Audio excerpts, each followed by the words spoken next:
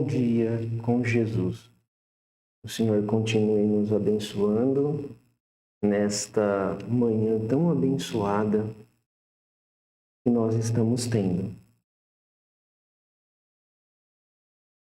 Hoje nós estamos ao vivo novamente, estamos diretamente de Santo Antônio do Amparo e os irmãos vão perceber que está um pouco de eco. Nós estamos num novo lugar e aqui o escritório está um pouco vazio, então vai ficar esse eco aí no fundo, mas eu creio que não vai atrapalhar a nossa meditação. E hoje, meus irmãos, nós vamos meditar na escritura de 1 Coríntios, no seu capítulo 4. Nós estamos meditando já há algum tempo no livro de Coríntios, né? Começamos ali no capítulo 1, avançamos para o capítulo 3 e agora terminamos o capítulo 3 e agora estamos iniciando o capítulo 4. E assim a gente vai até o Senhor Jesus Cristo retornar, né? Meditando na palavra de Deus, que não tem nada melhor do que a palavra de Deus ao nosso favor, como nós estamos recebendo. Então, vamos ler 1 Coríntios, capítulo 4, do verso 1 ao 5. Os ministros e despenseiros dos mistérios de Deus. Que os homens nos considerem como ministros de Cristo e dispenseiros dos mistérios de Deus. Além disso, requer-se nos dispenseiros que cada um se ache fiel. Todavia, a mim muito pouco se me dá de ser julgado por vós ou por algum juízo humano, e nem tampouco a mim mesmo me julgo. Porque em nada me sinto culpado, mas nem por isso me considero justificado, pois quem me julgará é o Senhor. Portanto, nada julgueis antes de tempo, até que o Senhor venha, o qual também trará à luz as coisas ocultas das trevas e manifestará os desígnios dos corações, e então cada um receberá de Deus louvor. Pai Celestial, muito obrigado, Senhor, por Tua palavra. Tua palavra é maravilhosa, Senhor. Estamos aqui mais uma vez para, nesta manhã, Te glorificar, Te honrar. Sabemos, ó Pai, que estamos num mundo tão difícil, mas confiamos na Tua graça, no Teu poder, na Tua fortaleza, para nos ajudar, Senhor, enquanto estivermos nesta terra. Enquanto estamos nesta terra, estamos sujeitos ainda a doenças, a problemas, a dificuldades financeiras. Mas, Pai, o Senhor disse em Tua palavra que proveria tudo aquilo que os Teus filhos precisassem. E aqui estamos nós, Senhor, rendidos a Ti, e pedindo que o Senhor, dentro da Tua misericórdia e da Tua graça, possa então, Senhor, prover aquilo que os Teus filhos precisam e necessitam. É o que nós Te pedimos, no nome do nosso amado e querido Senhor e Salvador, Senhor Jesus Cristo. Amém, Senhor Jesus. Amém. Então, irmãos, Paulo vai iniciar esse capítulo 4 falando dos dispenseiros. Ele vai começar a falar, então, sobre os dispenseiros, né? Quem são, então, esses dispenseiros que o apóstolo Paulo nos fala aqui, né? Os dispenseiros da graça de Deus, né? Então, a palavra dispenseiro significa distribuidores. É isso que significa a palavra dispenseiros, são distribuidores. Eles distribuem na medida em que Deus dá. Também pode ser chamado como um supervisor, né? o anjo da igreja. Ele é um dispenseiro, um distribuidor da palavra. Deus fala através de um profeta. O profeta, ele é um dispenseiro no qual Deus manda a sua palavra e ele distribui a palavra e depois nós, como servos de Deus, recebemos aquela palavra do profeta e distribuímos a palavra do profeta ao povo. Então, na verdade, o que nós fazemos é sermos carteiros do profeta de Deus, assim como Eliseu foi carteiro de Elias, assim como Josué foi carteiro de Moisés. Todos vão seguindo a direção do Espírito Santo, aonde Deus fala, aonde Deus mostra o caminho. E Paulo vai falar neste capítulo para nós justamente sobre os dispenseiros, a posição desses dispenseiros, porque no capítulo 3 a gente viu que o espírito mundano ele causa dissensões, divisões na igreja. E parte dessas divisões eram porque o espírito mundano ele vai trazer tanto para o membro quanto para os ministros também um espírito de divisão, esse espírito mundano, né, de dissensão, como nós já estudamos. E aqui Paulo, no capítulo 3, ele se voltou bastante para os irmãos. E agora, no capítulo 4, ele volta a falar agora para os ministros, aqueles que apoiam essas dissensões, apoiam esses espíritos. O diabo, ele sempre quer destruir a verdade de Deus. Então, guarda isso no seu coração. O diabo sempre quer destruir a verdade de Deus. E, para isso, ele causa essas divisões. E muitas dessas divisões são apoiadas por dispenseiros, ministros que não são fiéis à verdade que o Senhor, que Deus, colocou ao nosso favor. E quando a gente diz que é contra a verdade, não é no sentido de combater aquilo que se prega, combater a Bíblia, combater a mensagem, mas é perverter. O diabo, ele é um pervertedor, ele pega algo que é real, verdadeiro, e ele perverte aquilo. Então, ele perverte a verdade de Deus. Então, o dispenseiro, o ministro que não é fiel, ele vai cair justamente nessa distorção da palavra. Ele vai distorcer a palavra de Deus. Porque os ministros, eles são como mordomos de Deus para a igreja, servidores de Deus para a igreja. A gente tem que colocar isso bem claro. O ministro, o pastor que Deus coloca é para servir a igreja. É isso que o dispenseiro ele é colocado, justamente para isso, para servir, para cuidar das coisas que Deus colocou. Deus colocou aquele povo, aquelas ovelhas na mão daquele ministro para que ele então cuide com amor. O ministro é um homem separado, é um homem de oração. Existe a qualificação para ser um ministro. E a maior, além dessa qualificação natural, existe a qualificação espiritual. Deus, desde antes da fundação do mundo, escolheu aquele homem para cuidar. O genuíno é assim, ele é escolhido por Deus desde antes da fundação do mundo para cuidar daquilo que Deus colocou em suas mãos. Tanto a parte espiritual da igreja, o pastor, ele é responsável tanto pela parte espiritual da igreja, como também pela parte material. Tudo é responsabilidade do pastor. O pastor ele é responsável pela música, ele é responsável pelos diáconos, ele é responsável pela ordem da igreja, ele é responsável por tudo que tem na igreja, ele é responsável pelos bens da igreja, é o pastor que é responsável. Então, exige-se desse pastor, deste dispenseiro, que é a palavra que Paulo usa aqui, ministros de Cristo e dispenseiros dos ministérios de Deus, no versículo 1, que, além disso, requer-se nos dispenseiros que cada um se ache fiel. Olha como que Paulo coloca isso. Que cada um se ache fiel.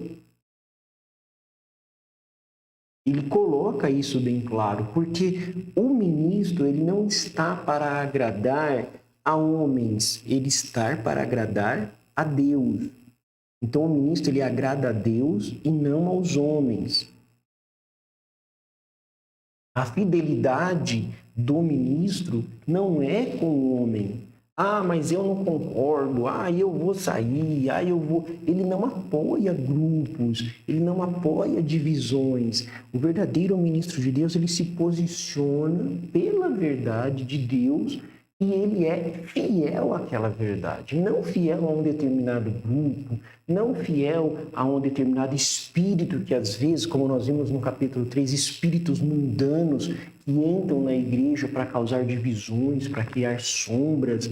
Não, o ministro, ele como um mordomo de Deus, como um servidor de Deus, aqui Paulo requer-se, quer dizer, tem que ter, é requerido, é necessário que cada um se ache fiel àquela verdade do Evangelho. Então, isso é muito importante que nós, assim que você grave isso. Então, o ministro ele é fiel à verdade de Deus e ele tem que agradar a Deus e não aos homens, porque a ele foi comissionado cuidar daquilo que Deus colocou em suas mãos. E é uma grande responsabilidade. Infelizmente, o mundo denominacional banalizou isso. Banalizou, deixou isso inferior. Homens correndo atrás de dinheiro, de riquezas. Não, os servos de Deus não foram colocados para ficar ricos, ficarem sobre o rebanho, ficarem tirando tudo do rebanho. Não é isso não. Isso é uma perversão do diabo da verdadeira posição do pastor. E se existe um falso, é porque se existe um pastor falso, mercenário, infiel. O que é o mercenário? É aquele que faz só por dinheiro, só se ele vai ganhar alguma coisa. Quando fala assim, essa pessoa é mercenária, quer dizer que ela só faz aquilo para ganhar alguma coisa, só interessada em alguma coisa. Então, existe em todas as profissões, em todas as áreas, pessoas mercenárias. E assim também existe pastores infiéis à verdade de Deus, e mercenários, estão ali só por dinheiro, só por fama, só por poder, só por interesses próprios. Só por isso.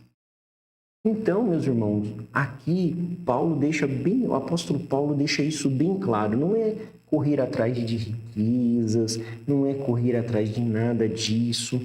O que nós temos que colocar dentro dos nossos corações é que Deus exige fidelidade daquele homem que ele coloca a favor do povo. Ele vai exigir essa fidelidade, porque depois o pastor, o ministro, ele vai prestar conta. A quem ele presta conta? Ele não presta conta aos homens. Ele presta conta diretamente a Deus. Em São Lucas, capítulo 12, ali por volta do versículo 35, depois os irmãos leem certinho. Eu vou só comentar, mas depois os irmãos pega a sua Bíblia depois e vai lá em Lucas 12, a partir do verso 35, que é a parábola do servo vigilante. E ali, o Senhor Jesus Cristo, contando aquela parábola, ele deixa isso bem claro, que a gente tem que ser igual àquele homem que está esperando o seu Senhor voltar. Então, aquele senhor, ele está esperando voltar, e quando ele volta, ele vai cobrar aquilo. Ele vai cobrar aquilo que foi colocado nas mãos dele, para ele poder cuidar enquanto o seu senhor estava viajando. E aí o Senhor Jesus Cristo diz que é bem-aventurado o servo que, quando o Senhor vier, achar ele vigiando. Sim, vigiando o quê? Vigiando, cuidando das ovelhas de Deus, cuidando da verdade do Evangelho, não escondendo a verdade. não escondendo o profeta. Muitos escondem, sabem do profeta de Deus para esta era, William Martin Branham, sabe que é verdadeiro, sabe que essa mensagem nos prepara para o arrebatamento, porém eles escondem isso do povo, porque são infiéis. Infiéis, têm medo de perder ali a sua mesada mensal, seu salário mensal, tem medo de perder as pessoas, o povo em si. E isso, meus irmãos, é falta de fidelidade com o chamado de Deus. E às vezes apoia, divide aqui, porque denominação é assim, cria um grupo aqui, aí fica um tempo, aí depois divide de novo, cria outro grupo, divide de novo e vai dividindo. É o espírito da divisão, como nós vimos no capítulo 3. Existe um espírito denominacional de divisão, de um querer ser melhor que o outro, de colocar um sobre o outro, e aí divide. Mas Deus tem uma união perfeita. E nós vamos chegar depois nesse ponto aqui ainda no livro de 1 Coríntios, sobre a verdadeira união de Deus. Mas olha só, meus irmãos, o profeta de Deus para esta era, William Martin Branham, na série de mensagens, As 7 Eras da Igreja, na era de Pérgamo, no parágrafo, a partir do parágrafo 71, ele nos diz assim, o mensageiro do último dia, que é esse dia que nós estamos vivendo, no tempo apontado por Deus, ele vai vir no tempo apontado por Deus, que é o tempo do agora, que é a era final, é o momento final. Agora, é o tempo final, como todos sabemos. Israel está em sua casa. Qualquer tempo agora será de acordo com Malaquias. Quando virmos, ele será dedicado à palavra. Então, esse mensageiro e aqueles que acompanham, que têm a revelação desta mensagem, deste verdadeiro, eles são dedicados à palavra original. Existe a palavra original. Lembra disso. Assim como tem as perversões, as distorções, tudo que é pervertido, que usa símbolo do cristianismo e etc., assim como tem essas distorções, é porque tem algo verdadeiro. Não tem como você falsificar algo que não vem do verdadeiro. Certa vez um homem foi na delegacia e falou assim, olha, me passaram uma nota falsa. Ah, é? Qual? Uma nota de R$3. Aí ele falou assim, não, isso aqui isso aí não é falso, não inventaram uma nota. Então, mas é falsa? Não é falsa. Falso é quando existe um verdadeiro. Se fosse uma nota de R$5 ou uma nota de R$10 feita com outro tipo de papel, aí ela é falsa, porque tem um verdadeiro. Para ser falso, tem que ter um verdadeiro. Se não tiver um verdadeiro, então não é falso, é uma invenção, é outra coisa. E muitos são infiéis porque não ficam dedicados à palavra original. É isso que o nosso profeta diz aqui na mensagem, a era da igreja de Pérgamo, a partir do parágrafo 71. Ele será indicado, apontado na palavra, Apocalipse 10:7. E Deus vindicará o seu ministério. Ele pregará a verdade como Elias e estará pronto para a peleja do Monte Sião. Oh Deus, viu? Quando ele fica fiel, posicionado, Deus unge aquele ministério. Deus vindica aqueles ministérios. Muitos não o compreenderão. O infiel, ele não compreende. Muitos não o compreenderão, porque têm sido ensinados nas Escrituras em uma certa maneira que consideram a verdade, porém é uma distorção da palavra original. Não está no verdadeiro. Quando ele vem contra essas coisas, eles não crerão. Não, mas eu não aprendi assim. Não, porque meu pastor infiel não me ensinou assim. Meu pastor mercenário não me ensinou assim. Porque tem que ficar com o que é verdadeiro, diz o profeta. Por isso que o precursor da segunda vinda do nosso Senhor Jesus Cristo, que foi da segunda vinda do nosso Senhor Jesus Cristo, ele deixa isso claro, essas verdades do Evangelho. Porém virá este profeta, e como precursor para a primeira vinda clamava: eis o Cordeiro de Deus que tira o pecado do mundo. Assim também ele, sem dúvida nenhuma, clamará: eis o Cordeiro de Deus vindo em glória. Ele fará isto, porque assim como João foi o mensageiro da verdade para os eleitos, assim este é o último mensageiro para os eleitos e a noiva nascida da palavra. A noiva nascida da palavra reconhece os ministros que são da palavra original. Senhor Jesus, muito obrigado, Senhor, por este momento de meditação tão gostoso, lendo, meditando e agora, Senhor, orando mais uma vez ao Senhor, que possa nos abrir o nosso entendimento, que nós possamos, ó Pai, sermos fiéis, não só os ministros, mas também cada um de nós fiéis, Senhor, à Tua palavra, à mensagem original que Tu tem enviado no nosso meio. Pedimos as Tuas bênçãos, que o Senhor possa dar a cada um aquilo que ele precisa, aquilo que necessita. É o que nós te pedimos e já te agradecemos, no nome do Senhor Jesus Cristo. Amém. Deus abençoe a cada um de vocês, meus irmãos, que Deus possa abençoar o seu dia e que possa dar tudo aquilo que você precisa e necessita. Fiquem com Deus e até a próxima programação, se Deus assim nos permitir.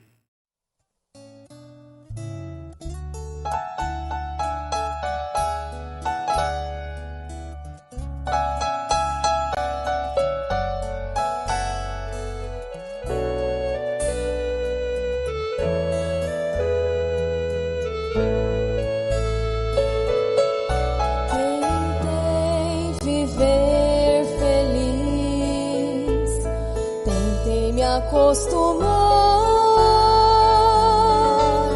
com a falta de fervor que estava me envolvendo, a rotina de sempre, e olhava para mim, não vendo solução, mas Cristo me atraiu, mudou o meu olhar, conduziu-me ao Calvário, ali renasci. Pra mim, o viver é Cristo. Pra mim, nada tem maior valor. Cristo, nesse nome eu confio, nele renasci. Em Cristo não sou eu mesmo, mas sou tudo que sempre desejei.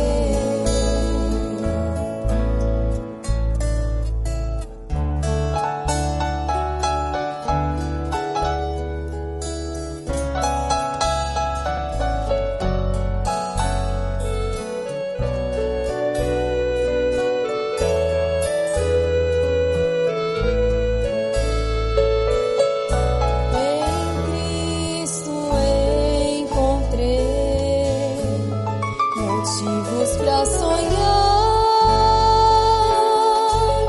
coragem pra lutar, viver o impossível, mudar minha história.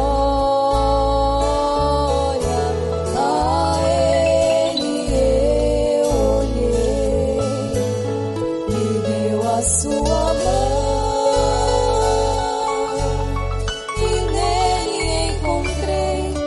Força e o poder, esqueci-me do passado e nele recomecei. Pra mim, o viver é Cristo.